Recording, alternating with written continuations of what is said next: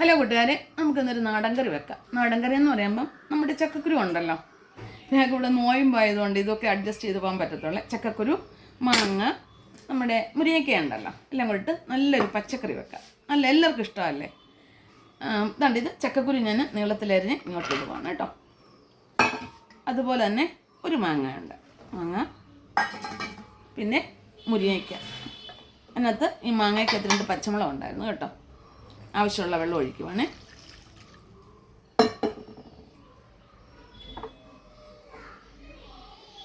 ഉപ്പ്,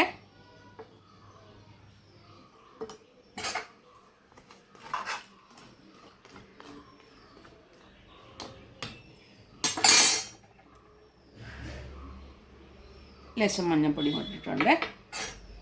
ഇതൊന്ന് വെന്ത് വരട്ടെ. അപ്പോഴത്തേക്ക് ഞാൻ അരച്ചുകൊണ്ട് വരാം.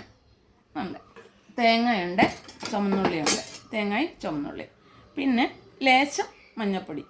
ഇച്ചിരി മഞ്ഞൾപ്പൊടി ഇട്ടിട്ടുണ്ട്, എങ്കിൽ ഇച്ചിരി മഞ്ഞൾപ്പൊടി ഇടുവാണേ. പിന്നെ മല്ലിപ്പൊടി, പിന്നെ നമ്മുടെ മുളകുണ്ടല്ലോ, വറ്റൽമുളക് പൊടി. ഞാനിത് വേവുമ്പോഴത്തേക്ക് അരച്ചുകൊണ്ട് വരാം.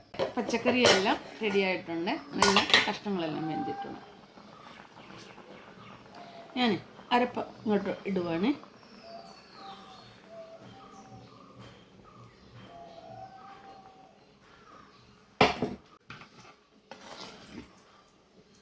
നമ്മുടെ ജാർ കഴുകിയ വെള്ളം കൂടെ ഒഴിക്കുവാണ്.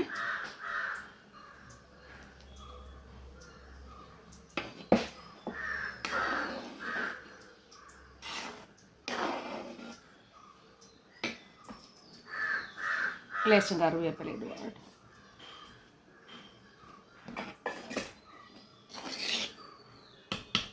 ഇതിൽ നിന്ന് റെഡി ആയിക്കോട്ടെ. കടച്ചു നമ്മുടെ മാങ്ങയും മുരിങ്ങയ്ക്കായും ചക്കക്കുരുള്ള കറി റെഡി ആയിട്ടുണ്ട്.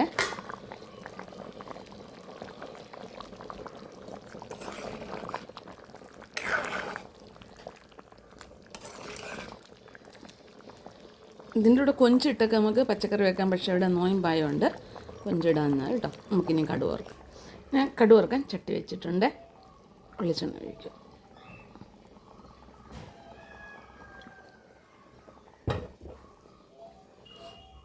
എണ്ണ ചൂടായിട്ടുണ്ട്, കടുക് ഇടുകയാണ്. അതുപോലെ തന്നെ കറിവേപ്പിലയും പട്ടയുണ്ട്.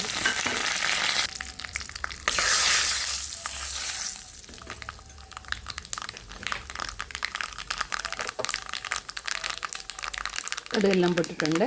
ലേശം മുളക് പൊടി, ഇച്ചിരി.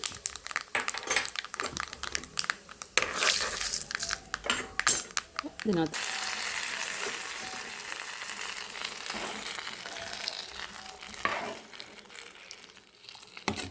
ഈ ചട്ടിയുടെ ചൂടുകൊണ്ടേ ഒന്നുകൂടെ കുറുകിപ്പറ്റും. അപ്പോൾ എല്ലാവർക്കും ചക്കക്കുരു, മാങ്ങ, മുരിങ്ങയ്ക്ക ഉള്ള പച്ചക്കറി ഇഷ്ടമാണല്ലോ. ഇത് നമുക്ക് മോരുകറി പോലെ വെക്കാം. നല്ലൊരു നാടൻ കറി ആയില്ലേ. അപ്പോൾ എല്ലാവർക്കും ഇഷ്ടപ്പെട്ടു കാണുമല്ലോ. ലൈക്ക് ചെയ്യാനും കമൻ്റ് ഇടാനും മറക്കല്ലേ, ഷെയർ ചെയ്യാനും.